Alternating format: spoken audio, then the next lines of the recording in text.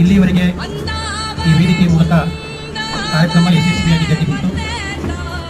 ಮಾಹಿತಿ ಹಕ್ಕು ಕಾಯ್ದೆಯ ಒಟ್ಟು ಮಾತು ಅಂದರೆ ಇದ್ದಿದ್ದನ್ನು ಇದ್ದಂಗೆ ಹೇಳೋದು, ಅದನ್ನು ಜಾರಿಗೆ ತರೋದು, ಜಾರಿಗೆ ಬರದೇ ಹೋದರೆ ಅದಕ್ಕಾಗಿ ಹೋರಾಟ ಮಾಡಿ ಹಕ್ಕು ಪಡೆಯುವುದು. ಈ ಕೆಲಸ ಈ ವೇದಿಕೆ ಪ್ರಾಮಾಣಿಕವಾಗಿ ಮಾಡ್ತಾ ಇದೆ.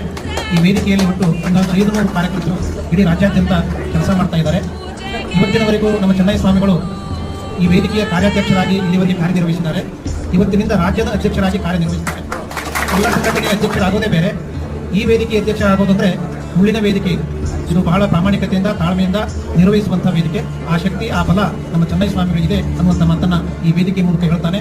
ಈ ಮಧ್ಯದಲ್ಲಿ ಆದರಣೀಯರಾಗಿರುವಂಥ ಮಟ್ಟಣ್ಣವರು ಮಾತನಾಡುವಾಗ ಬಹುಶಃ ಕೇಳುಗರಿಗೆ ನಿಮ್ಗೆ ಆಗ್ಯದೋ ಇಲ್ಲೋ, ನನಗೆ ಮಾತ್ರ ಮೈ ತುಂಬಂತೀವಿ.